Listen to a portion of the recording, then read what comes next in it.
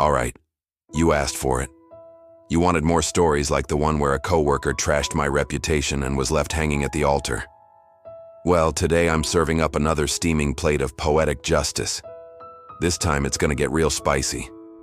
So strap yourself in, grab some popcorn, and let us dive into the story where a big-time tech bro got a taste of his own medicine. A. Opening hook. First 20 seconds. Voice tone. Playful, mysterious. What happens when you mess with the wrong guy? Find out as we pull back the curtain on a tale of payback that will leave you saying, "Oh yeah, that's karma, baby." B.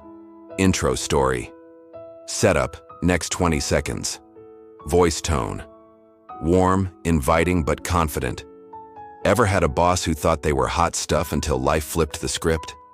Well, hold on to your seats because this story is like watching a horror movie in slow motion. Trust me, you won't want to miss this. And if epic tales of comeuppance get your blood pumping, hit that like button and subscribe because we've only just begun. C. Compelling hook. First 20 seconds. Voice tone. Urgent, slightly teasing. Imagine this. You get fired for not meeting an impossible goal, but instead of walking away empty-handed, you walk out with over a year's worth of salary in your pocket. And your boss gets fired in disgrace. Sounds like a dream, right? Well, this is exactly what happened to me. D. Intro call to action. Next 20 seconds. Voice tone. Warm, inviting, but confident. If you've ever been underestimated, disrespected, or flat-out sabotaged by a manager, then this story will hit you right in the heart. Stick around because the way this all plays out is pure, delicious karma. And hey, if you love justice as much as I do, hit that like button and subscribe, because these revenge stories are only just getting started. E. Full narrative expansion. Bulk of script, 6 to 13 minutes. 1. The setup. A dream job that turned into a nightmare. It was the early 2010s. Back then, YouTube was still the wild west of content creation. Brands were just starting to realize the platform wasn't just for cat videos, it was a goldmine for exposure. So when a university hired me as their very first content creator, I thought I'd struck gold. The pay wasn't amazing, about $2,200 a month, but I loved the work. Script writing, shooting, editing. It was what I wanted to do. But then came day 2 on the job. My manager handed me my official KPI. 85 videos, each between 3 and 10 minutes, all in 52 weeks. And you'll be doing this alone. I froze. That wasn't just ambitious, it was impossible. This wasn't TikTok quick cuts. Back then, producing a video was like dragging a boulder uphill. Scripting, casting, shooting, editing, sound mixing, music composition, all of it fell on me. And to make matters worse, the university's gear. Straight out of the Stone Age. Their computers choked trying to export a 720p file. So guess whose equipment they made me use? Mine. My camera, my software, my computer. I pushed back, gently. Told my manager it wasn't realistic. But she just smiled like a kindergarten teacher humoring a child and said, "Don't worry.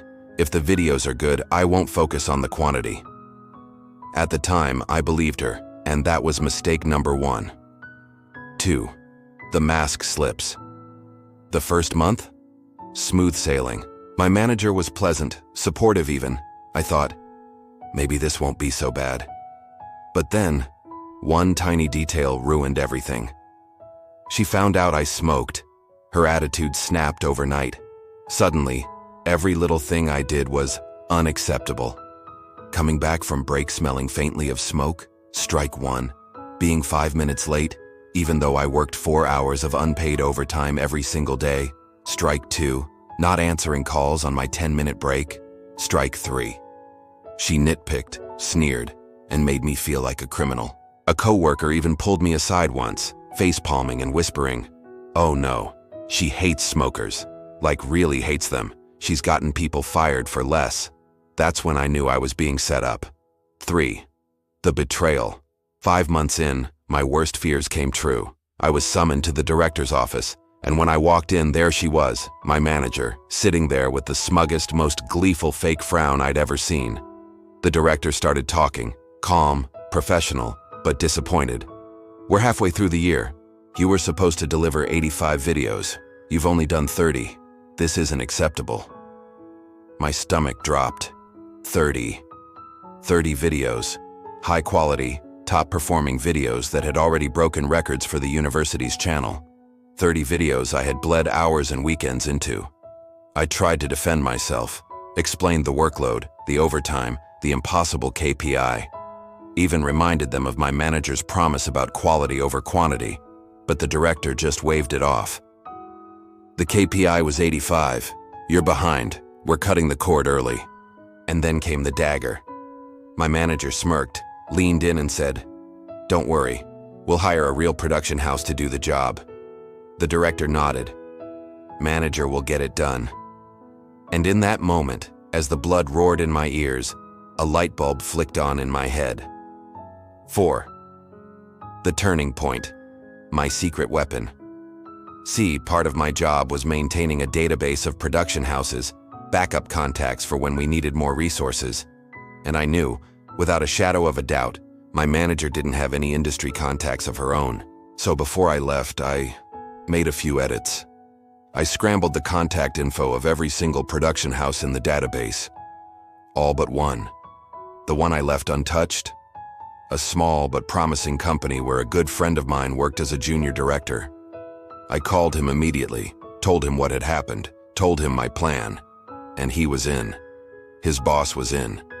Within days, they got the call to pitch, and thanks to the step-by-step playbook I handed them, they nailed it. They came in like mind readers, understanding exactly what the university wanted. The director and my ex-manager were stunned, signed them on the spot. 5.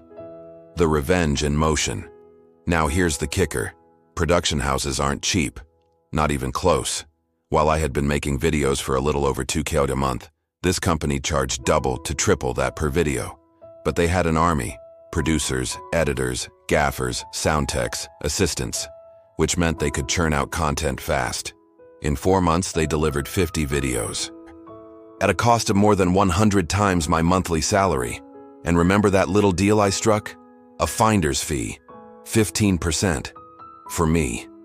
That's over a year's worth of my old salary, for doing absolutely nothing but making one phone call and drawing up a plan. I was sipping cocktails in Bali while my former boss was sweating bullets back at the university. 6. The final blow. Then one day, my phone buzzed. It was my old co-worker, the one who de-warned me about my manager's hatred of smokers. Her voice was practically shaking with laughter. "You won't believe this. She's been fired. The chancellor found out the budget was blown to pieces. What was supposed to cost a year and a half of your salary ended up costing more than 10 times that. And she signed off on it without the director's approval." The fallout was nuclear. My old manager? Gone. The director? Publicly humiliated. My friend? Promoted straight to full director at his production house. And me? Well, I got paid like a king, studied film at a top school overseas, and finally felt the sweet, sweet taste of justice. F. Climactic revenge payoff, 1 to 2 minutes. Voice tone. Slow, deliberate, savoring every word. The same woman who tried to ruin me over cigarettes ended up destroying her own career. The same boss who thought I wasn't professional enough ended up paying professionals 10 times my worth. And me? I walked away richer, freer, and with the last laugh.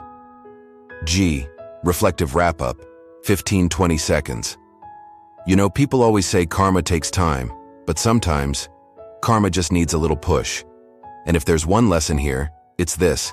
Never underestimate the person you're trying to step on, because they might just turn your entire world upside down. H. Outro call to action, 15-25 seconds. Voice tone. Upbeat, closing strong. If this story gave you chills, smash that like button and drop a comment. What's the most satisfying revenge you've ever witnessed? Don't forget to subscribe for more epic tales of karma served cold.